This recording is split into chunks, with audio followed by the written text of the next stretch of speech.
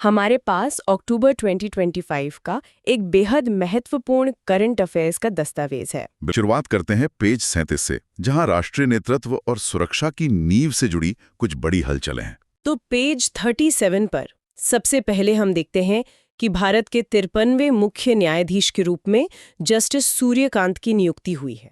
अच्छा। और इसके ठीक बाद 8वें केंद्रीय वेतन आयोग के अध्यक्ष के तौर पर जस्टिस रंजना प्रकाश देसाई का नाम है।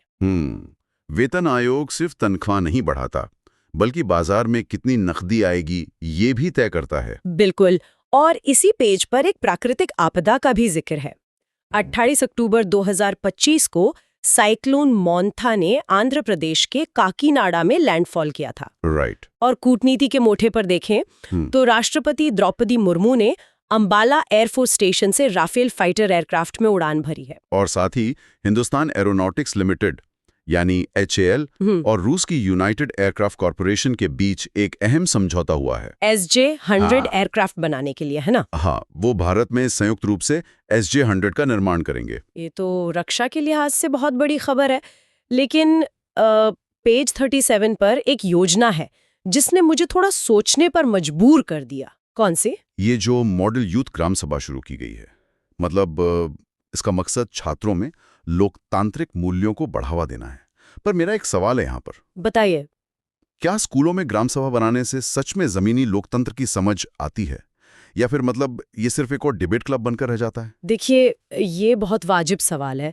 मतलब अक्सर ऐसे कार्यक्रम सिर्फ भाषणबाजी बन जाते हैं। वही तो। लेकिन यहाँ जो बात सबसे रोचक है वो ये कि मॉडल यूथ ग्राम सभा की कार्यप्रणाली अलग है। अच्छा। जब आप पंचायत का असल मॉडल स्कूल में लागू करते हैं ना, अच्छा। तो छात्रों को असल में बजट मैनेजमेंट, संसाधनों के बंटवारे और नीति निर्माण का सामना करना पड़ता है। ओहो, मतलब उन्हें असली फैसले लेने होते हैं। बिल्कुल। अगर स्कूल के पास सीमित फंड है तो वो खेल के मैदान पर खर्च होगा या लाइब्रेरी पर, ये फैसला उन्हें आपसी सहमति से लेना होता है। तो ये सिर्फ वोट देने की औपचारिकता नहीं है। राइट। ये जमीनी स्तर पर भविष्य के मतदाताओं को तैयार कर रहा है। ये नजरिया इसे सिर्फ एक किताबी अभ्यास से कहीं ज्यादा प्रैक्टिकल बनाता है। अब इसी जमीन से आगे बढ़ते हैं, पेज 38 पर आते हैं। चलिए। जहां बात वैश्विक कूटनीति और डिजिटल गवर्नेंस की हो रही है। पेज 37 पर हमने जमीनी लोकतंत्र को देखा, और पेज 38 पर सरकार इसी जमीन को डिजिटल रूप से समझ रही है। आप नक्शा प्रोग्राम की बात कर रहे हैं ना? हाँ, भूमि संसाधन विभाग का ये नक्शा प्रोग्राम, मतलब ये शहरी बस्तियों का राष्ट्रीय भूस्थानिक सर्वेक्षण है। मुझे तो ये बिल्कुल किसी वीडियो गेम के हाईटेक डिजिटल मैप जैसा लग रहा है। पर ये उससे कहीं ज्यादा सटीक है। भूस्थानिक या जियोस्पेशियल मैपिंग का मतलब सिर्फ रास्ते दिखाना नहीं होता। तो और क्या होता है इसमें? इस प्रोग्राम के जरिए शहरों की जमीन, वहां का इंफ्रास्ट्रक्चर, पानी की पाइपलाइनें और यहाँ तक कि जमीन के ढलान का भी एक 3D डेटाबेस तैयार किया जा रहा है। ओहो, मतलब पूरा शहर डिजिटली मैप हो रहा है। बिल्कुल। तो जब नगर निगमों के पास ये सटीक डेटा होगा तो शहरी नियोजन अंदाजे पर नहीं बल्कि विज्ञान पर आधारित होगा। और इससे आपदा प्रबंधन में भी तेजी आएगी। एकदम सही। और पेज 38 पर अगर हम भारत से बाहर नजर डालें तो अंतर्राष्ट्रीय राजनीति भी काफी बदल रही है। हाँ, अर्जेंटीना के मध्यावधि चुनावों में जेवियर माइली की भारी जीत हुई है। और कुआलालंपुर में 47वां आसियान शिखर सम्मेलन हुआ है। राइट। इसके अलावा नई दिल्ली के भारत मंडपम में 8वीं अंतर्राष्ट्रीय सौर संगठन यानी ISA असेंबली का आयोजन हुआ। और साथ ही चुनाव आयोग ने अपना विशेष सघन संशोधन अभियान चलाया है ताकि चुनाव से पहले मतदाता सूची को अपडेट किया जा सके। और सतर्कता जागरूकता सप्ताह की थीम रखी गई है, सतर्कता हमारी साझा जिम्मेदारी। पर अगर हम इन वैश्विक घटनाओं को देखें तो एक बड़ा दिलचस्प पैटर्न दिखता है। कैसा पैटर्न? देखिए, एक तरफ अर्जेंटीना में जेवियर माइली की जीत दिखाती है कि लोग पारंपरिक आर्थिक नीतियों से निराश होकर एकदम नई राजनीतिक दिशाओं की ओर जा रहे हैं। एक आक्रामक राजनीति। राइट। लेकिन दूसरी तरफ आसियान समिट और ISA असेंबली ये साबित करती है कि व्यापार और सौर ऊर्जा जैसे मुद्दों पर दुनिया अभी भी साथ आ रही है। बिल्कुल। मतलब सौर ऊर्जा एक ऐसा धागा बन गई है जो विरोधी देशों को भी एक मेज पर ला रही है। बिल्कुल। ये काफी बैलेंसिंग नजरिया है। अब पेज 39 की तरफ चलते हैं। पेज 38 पर हमने जमीन की मैपिंग देखी, लेकिन पेज 39 पूरा आसमान, अंतरिक्ष और मौसम के बारे में है। हाँ, दिसंबर 2025 में मानव रहित गगनयान जीवन मिशन लॉन्च होने जा रहा है। और 23 अक्टूबर को आईआईटी कानपुर के साथ मिलकर दिल्ली के बुराड़ी में कृत्रिम बारिश का ट्रायल भी हुआ है। Cloud seeding. राइट। हाँ, पर जब मैं ये पढ़ता हूँ तो मेरा सवाल होता है कि इसका असल मतलब क्या है। मतलब क्या कृत्रिम बारिश दिल्ली के प्रदूषण का पक्का इलाज है या सिर्फ एक बैंडेड की तरह है? अगर हम इसे बड़ी तस्वीर से जोड़कर देखें तो कृत्रिम बारिश कभी स्थायी समाधान नहीं हो सकती। वही तो। इसने बादलों के बीच सिल्वर आयोडाइड छोड़े जाते हैं जिससे बारिश होती है। ये हवा में मौजूद धूल को कुछ समय के लिए जमीन पर बैठा जरूर देती है, जिससे सांस लेने में तुरंत राहत मिलती है। हाँ, लेकिन ये प्रदूषण पैदा करने वाले कारणों को खत्म नहीं करती। हालांकि आपातकालीन स्थिति में ये एक जीवन रक्षक उपाय है। ये समझना जरूरी है। और इसी पेज 39 पर विज्ञान के क्षेत्र में एक बड़े सम्मान की भी बात है। जयंत विष्णु नार्लिकर जी को राष्ट्रीय विज्ञान पुरस्कार 2025 के तहत मरणोपरांत विज्ञान रत्न मिला है। और कुछ अहम तारीखें भी हैं। 24 अक्टूबर को आईटीबीपी का स्थापना दिवस मनाया गया और 31 अक्टूबर को सरदार वल्लभ भाई पटेल की जयंती पर राष्ट्रीय एकता दिवस। राइट। और भाई दूज के अवसर पर केदारनाथ और यमुनोत्री धाम शीतकाल के लिए बंद कर दिए गए हैं। देखिए, जयंत विष्णु नार्लिकर जी को सम्मान और गगनयान जैसी तकनीक, ये दोनों दिखाते हैं कि विज्ञान कैसे हमारे वर्तमान चुनौतियों और भविष्य की महत्वाकांक्षाओं को एक साथ साध रहा है। बिल्कुल सही बात है। अब पेज 40 पर आते हैं। यहाँ भी नई ऊंचाइयों से जुड़े तथ्य हैं। जापान को अपनी पहली महिला प्रधानमंत्री मिली है, सानाए ताकाइची। ये एक ऐतिहासिक कदम है ना? और खेल जगत से नीरज चोपड़ा को टेरिटोरियल आर्मी में मानद लेफ्टिनेंट कर्नल बनाया गया है। ये बहुत गर्व की बात है। और 21 अक्टूबर को उड़ान योजना के 9 साल पूरे हुए हैं। उड़ान योजना ने तो जैसे हवाई यात्रा का लोकतंत्रीकरण ही कर दिया है। बिल्कुल, छोटे शहरों को हवाई नक्शे पर ला दिया है। और इसी पेज पर मणिपुर के निंगोल चक्कुबा उत्सव का भी उल्लेख है। लेकिन पेज 40 पर एक किताब का जिक्र है जिसने मुझे उलझा दिया। कौन सी किताब? लेफ्टिनेंट जनरल राज शुक्ला की किताब है, civil military fusion as a metric of national power and comprehensive security. और साथ ही ग्लोबल फॉरेस्ट रिसोर्सेज असेसमेंट में भारत को वन क्षेत्र में नवी रैंक मिली है। तो मेरा सवाल ये है कि ये सिविल मिलिट्री फ्यूजन असल में है क्या? इसे समझने के लिए हमें रक्षा की पुरानी सोच से बाहर आना होगा। पहले मानते थे कि सेना और नागरिक समाज के संसाधन बिल्कुल अलग होते हैं। अच्छा। लेकिन सिविल मिलिट्री फ्यूजन का मतलब है इस दीवार को गिराना। जैसे अगर कोई नया हाईवे बन रहा है तो उसे ऐसे डिजाइन करें कि युद्ध के समय वहां फाइटर जेट्स भी लैंड कर सकें। ओहो, मतलब नागरिक इंफ्रास्ट्रक्चर का सैन्य इस्तेमाल। एग्जैक्टली। या अगर कोई स्टार्टअप एआई बना रहा है तो सेना भी उसका इस्तेमाल करे। जब ये दोनों मिलते हैं तो राष्ट्रीय शक्ति कई गुना बढ़ जाती है। और वन क्षेत्र में हमारी 9वीं रैंक भी इसी शक्ति का हिस्सा है। बिल्कुल, क्योंकि पर्यावरण भी तो सुरक्षा का ही पहलू है। क्या बात है। अब पेज 41 पर चलते हैं। यहाँ खेल, कूटनीति और इतिहास का बड़ा दिलचस्प मिश्रण है। हाँ, 31 अक्टूबर से गोवा में फाइड शतरंज विश्व कप शुरू हो रहा है। और 125वां आईएफए शील्ड मोहन बागान सुपर जायंट ने जीता है। साथ ही मलेशिया के सुल्तान ऑफ जोहोर कप में भारतीय हॉकी टीम फाइनल में पहुंची है। और रक्षा के मोर्चे पर HAL यानी हिंदुस्तान एरोनॉटिक्स लिमिटेड द्वारा तेजस LCA mark 1A fighter jet की निर्माण की बात है। और 21 अक्टूबर को पुलिस स्मृति दिवस का उल्लेख है, जो 1959 में लद्दाख के हॉट स्प्रिंग्स की घटना की याद में होता है। इसके अलावा बोलीविया के राष्ट्रपति चुनाव में रॉड्रिगो पाज की जीत दर्ज है। लेकिन यहाँ बात बहुत दिलचस्प हो जाती है। कतर और तुर्की वाली खबर पर। हाँ, मतलब अफगानिस्तान और पाकिस्तान के बीच सीज फायर में कतर और तुर्की मध्यस्थता कर रहे हैं। मुझे समझ नहीं आ रहा कि दक्षिण एशिया के मामलों में मध्य पूर्व की भूमिका इतनी क्यों बढ़ रही है। ये कूटनीति की बदलती हुई धुरी है। ऐतिहासिक रूप से ऐसे विवाद पश्चिमी देश सुलझाते थे, अमेरिका या ब्रिटेन जैसे देश। राइट। लेकिन कतर ने खुद को एक बहुत ही न्यूट्रल मध्यस्थ के रूप में स्थापित किया है और तुर्की भी अपना प्रभाव बढ़ा रहा है। अच्छा। ये तथ्य सिर्फ ये स्पष्ट करता है कि अब अंतर्राष्ट्रीय विवादों का समाधान केवल पुराने शक्ति केंद्रों से तय नहीं होता। बिल्कुल, हम यहाँ पूरी तरह तटस्थ होकर सिर्फ इस बदलते कूटनीतिक रुख को देख रहे हैं। सही कहा। चलिए अब पेज 42 पर आते हैं। यहाँ आंतरिक और बाहरी सुरक्षा तंत्र पर जोर है। 16 अक्टूबर को NSG यानी नेशनल सिक्योरिटी गार्ड का स्थापना दिवस मनाया गया। और भारतीय सेना की राइफल्स को नाइट साइट से लैस करने के लिए लगभग 659 करोड़ रुपए का अनुबंध हुआ है SIG 716 राइफल्स के लिए। गढ़चिरौली में केंद्रीय नक्सल कमेटी के सदस्य मल्लुजोला वेणुगोपाल राव उर्फ भूपति ने सरेंडर किया है। और भारत इंडोनेशिया के बीच नौसैनिक अभ्यास समुद्र शक्ति हुआ है। साथ ही 2030 के राष्ट्रमंडल खेलों की मेजबानी अहमदाबाद को मिली है। लेकिन पेज 42 पर ही 17 अक्टूबर को गरीबी उन्मूलन के लिए अंतर्राष्ट्रीय दिवस का भी जिक्र है। कोई भी देश तब तक आर्थिक प्रगति नहीं कर सकता जब तक उसकी सीमाएं सुरक्षित ना हो। अगर नक्सलवाद के कारण कोई इलाका अशांत है तो वहां रोजगार कैसे पैदा होगा? राइट, वहां कोई उद्योग नहीं लगेगा। बिल्कुल।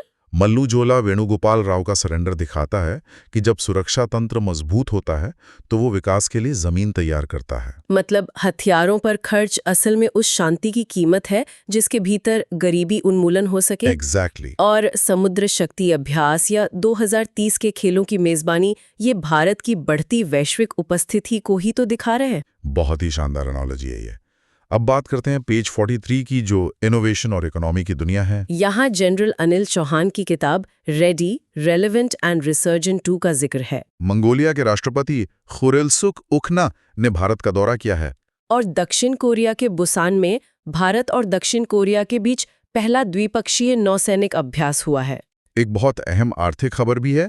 DDP मैकेनिज्म के तहत भारत से अमेरिका शिपमेंट पर अब घोषित FOB वैल्यू का 50% फ्लैट कस्टम ड्यूटी लगेगी। और विशाखापत्तनम में अमेरिका के बाहर गूगल का सबसे बड़ा AI और डेटा इंफ्रास्ट्रक्चर हब बनने जा रहा है। ये AI हब वाली बात तो बहुत उत्साहित करने वाली है। और सबसे अहम, 2025 का अर्थशास्त्र का नोबेल जोएल मोकेर, फिलिप अघियन और पीटर होविट को मिला है। उनके रचनात्मक विनाश यानी क्रिएटिव डिस्ट्रक्शन के सिद्धांत के लिए। ये रचनात्मक विनाश थोड़ा अजीब लगता है सुनने में। मतलब जैसे एक पुरानी इमारत को गिराना पड़ता है ताकि एक नया आधुनिक स्काईस्क्रैपर बनाया जा सके। क्या ये वैसा ही है? आपने बिल्कुल सही उदाहरण दिया। अर्थशास्त्र में नवाचार हमेशा पुरानी तकनीकों को बाजार से बाहर कर देता है। जैसे स्मार्टफोन आने से कैलकुलेटर और टॉर्च की अहमियत कम हो गई। एग्जैक्टली। शुरुआत में लगता है कि उद्योग खत्म हो रहे हैं, लेकिन वो असल में एक नई अर्थव्यवस्था की नींव रखता है। और अगर हम इस अर्थशास्त्र के नोबेल को अमेरिकी कस्टम ड्यूटी और विशाखापट्टनम के AI हब से जोड़ें तो साफ दिखता है कि ग्लोबल इकोनॉमी कितनी तेजी से बदल रही है।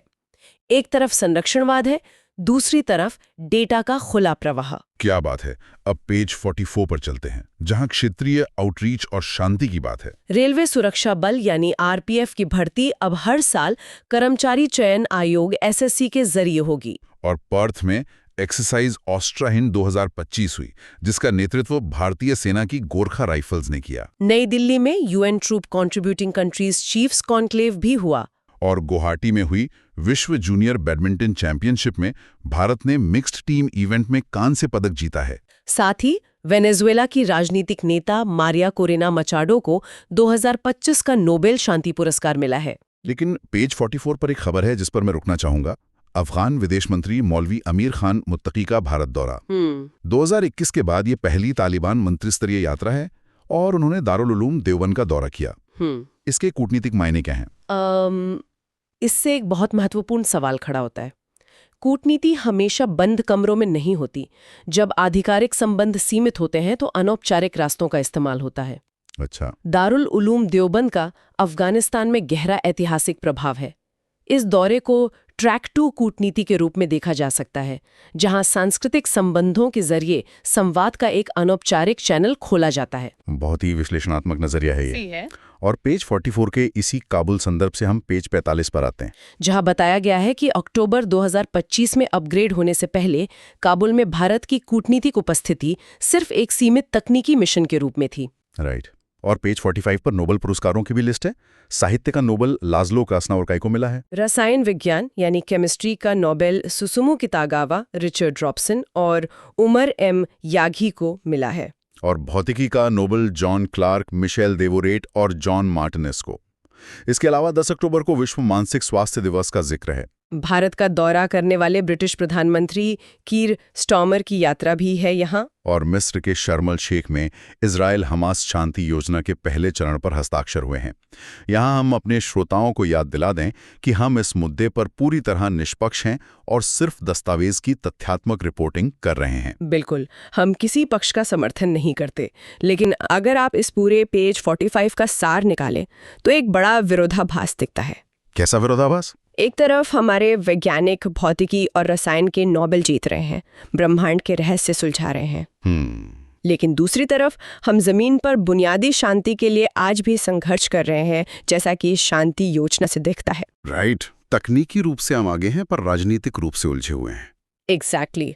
और शायद इसीलिए 10 अक्टूबर का विश्व मानसिक स्वास्थ्य दिवस इतना अहम हो जाता है, क्योंकि इस तनावपूर्ण दुनिया में मानसिक रूप से स्थिर रहना बड़ी चुनौती है। बहुत ही गहरी बात कही आपने। चलिए अब विज्ञान और शांति से वापस भारत की जमीन पर आते हैं, पेज 46 पर। 8 अक्टूबर को भारतीय वायुसेना दिवस मनाया गया। नवी मुंबई के उल्वे में अंतर्राष्ट्रीय हवाई अड्डा तैयार हुआ है। और बिहार विधानसभा चुनाव 2025 की मतदान तिथियां 6 और 11 नवंबर तय हुई हैं। विश्व पैरा एथलेटिक्स चैंपियनशिप में भारत ने शानदार प्रदर्शन करके टॉप 10 में जगह बनाई है। और मेडिसिन का नोबेल मैरी ई ब्रुमकोव, फ्रेड रैम्सडेल और शिमोन साकागुची को मिला है। लेकिन मेरा ध्यान मुंबई में हुए ग्लोबल फिनटेक फेस्ट पर गया।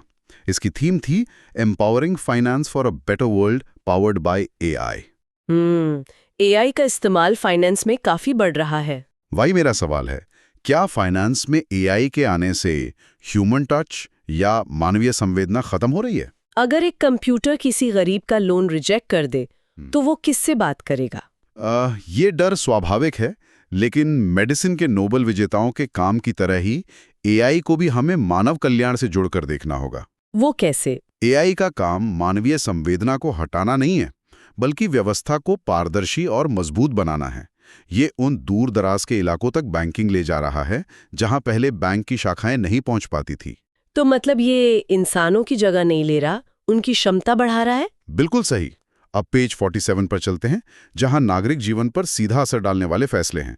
अक्टूबर 2025 में भारत का नया वनडे कप्तान शुभमन गिल को बनाया गया है। और अभ्यास कॉन्कन 2025 भारत और यूनाइटेड किंगडम के बीच हुआ है। बच्चों के लिए आधार बायोमेट्रिक अपडेट की उम्र 5 साल और 15 साल अनिवार्य कर दी गई है। केंद्रीय कर्मचारियों और पेंशनरों के लिए महंगाई भत्ता यानी डीए 3% बढ़ा है। अब ये 55 से 58% हो गया है।